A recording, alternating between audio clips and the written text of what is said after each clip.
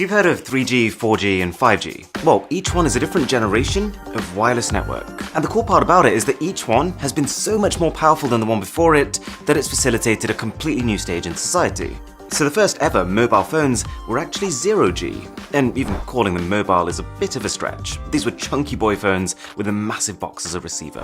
1G was the first time that the general public could make phone calls. And even though these devices still weighed up to a kilogram, people were too busy gawping at the fact that they were fully wireless to care. Little did we know that from this point onwards, literally every 10 years, we were about to see one generational leap after another. 2G took the 2.4 kilobits per second speed of 1G and made it over 15 times faster, which made phones not just able to call, but also send text and even picture messages. And we just kept gathering momentum. Literally, 3G was up to 50 times faster than 2G, which actually made it powerful enough to support internet-based applications. The only reason we were able to have apps like Instagram and Uber is because of 3G. I remember when 3G was so cool that Apple actually named one of its smartphones just after its ability to support it. So, it's kind of nuts to think that when 4G came out, it was between 50 and 500 times faster than that. You could do the unthinkable. You could stream Netflix at 1080p. You could play multiplayer games with 100 other players in the same map. It was all about rich multimedia experiences. And that brings us to today, where companies will not stop banging on about what 5G can do. So I'll keep this short. Basically, a good 5G signal means instant sharing. It means browsing the internet with practically non-existent loading times. And it's got such low latency that you can do things like remotely control machines as if they were an extension of you. So what on earth is 6G?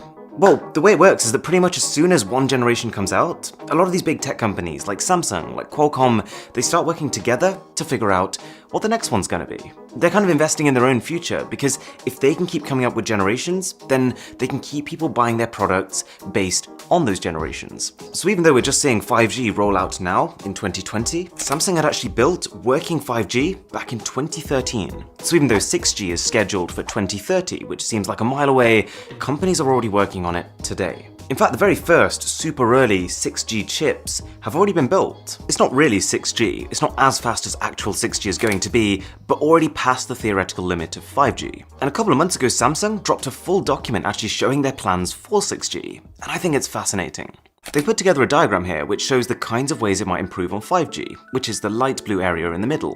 And this might already look quite impressive on the face of it, but if you look a little closer, you'll realize that it's not a linear scale, meaning that while it looks like the peak data rate is going to triple or maybe quadruple, on this scale, it's 50 times faster than the absolute fastest 5G connection, with a tenth of the latency. They're saying that this will be fast enough to download 100 hours of Netflix in a second. They're saying that it'll be able to support 10 times the number of devices, and that it'll be 100 times as reliable. And you might be sitting there starting to think, why? What's the point? 4G is already fast enough, I barely need 5G, this is ridiculous. But I would argue that it only sounds ridiculous because we aren't living in the society that it's made for. Remember, they're building a technology that's trying to serve the needs of future humanity. 6G has got to be good enough to carry us from 2030 all the way to 2040. And that world is going to look very different to this world. Oh, and if you're enjoying this video, by the way, a sub to the channel would be breathtaking. Let's say you're in a self-driving car among a whole other network of self-driving cars